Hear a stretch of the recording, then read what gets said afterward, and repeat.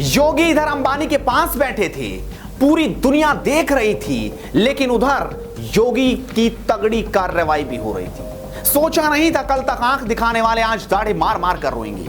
नमस्कार, स्वागत है आपका एडवांस इंडिया पर। मैं हूं नवीन चौहान। योगी की नजर काम पर है, हो कहीं भी, लेकिन उनका एक्शन जारी रहता है। कल तक दुनिया के सबसे बड़े उद्योगपति लगातार लखनऊ में डेरा डाले थे।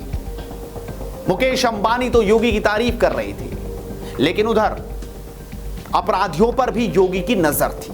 कहा जाता है कि योगी का एक्शन रुकने को तैयार नहीं है। वैसे भी जो कल तक आंख दिखा रहे थे, आज वो रो रहे हैं। जी हां, बात कर रहे हैं अब्बास अंसारी की। याद है ना आपको अब्बास अंसारी? ये वही अब्बास अंसारी है जो कल तक हिसाब किताब करेंगे।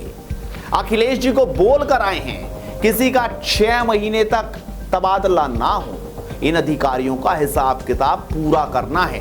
लेकिन सरकार फिर योगी की आ गई, मुख्यमंत्री फिर योगी बन गए, और अब वो हिसाब किताब योगी ने शुरू कर दिया। लेकिन अफसरों से नहीं, बल्कि धमकीबाजों से। अब्बास अंसारी तो जेल में हैं, हर किसी को पता है। वैसे तो उत्तर प्रदेश में अभी समिट चल रहा है, आपको पता ही है। देश भर से उद्योगपति लगातार आए हैं, लेकिन उत्तर प्रदेश में माफियाओं के ऊपर योगी आदित्य सरकार का डंडा भी चल रहा है। जेल में बंद माफिया मुख्तार अंसारी की बहू निखत अंसारी को भी अब पुलिस ने धर लिया है। वो रोज जेल में शौहर के संग 2-3 घंटे बिताती थी। वहीं कानपुर से सपा विधायक हाजी इरफान सोलंकी की 21 करोड़ की संपत्ति को सीज कर दिया गया है। सबसे पहले मुख्तार अंसारी, फिर अब्बास अंसारी, और अब उनकी पत्नी पर भी एक्शन ले लिया है। सबसे पहले आप सुनिए कि पुलिस इस एक्शन के बाद क्या बोल रही है। हुए कुछ कैश बरामद हुआ, इंडियन करेंसी और सऊदी अरेबिया की रियाल करेंसी, और कुछ सोने की ज्वेलरी बरामद हुई उनके बैग से, और खाने पीने का सामान।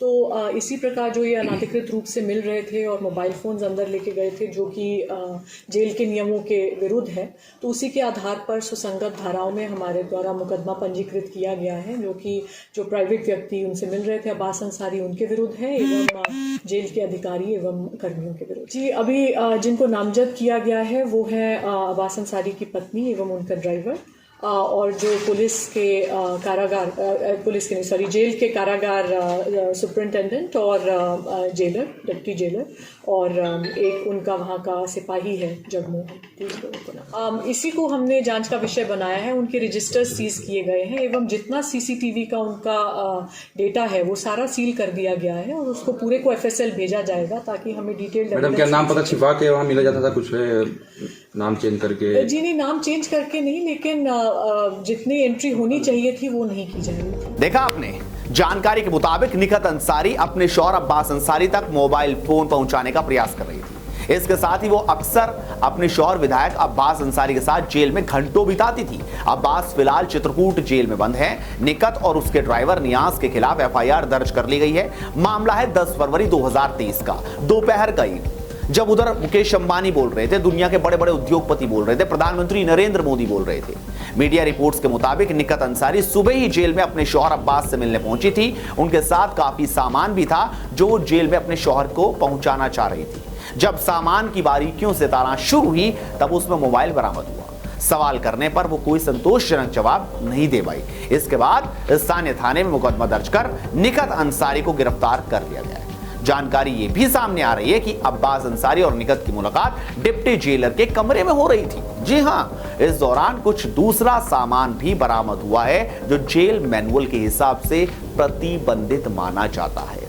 वहीं दूसरी ओर इरफान सोलंकी पर भी एक्शन हो चुका है। उनकी करोड़ों की संपत्ति को योगी सरकार ने चाबुक चलाकर सीज कर दिया है। यानी भले ही उद्योगपति बैठे हों, इन्वेस्टर समिट चल रहा हो, वहां पर योगी की मौजूदगी हो, लेकिन वो अपना काम वो भी पूरा करके आए हैं। अब देखना होगा आगे और भी एक्शन कैसे कैसे जारी रहेंगे, लेकिन फिलहाल तो इस खबर में इतना ही। आप लगातार जुड़ रही है एडवांस इंडिया के साथ। वीडियो को शेयर कीजिए, हमारे चैनल को सब्सक्राइब कीजिए। नमस्कार।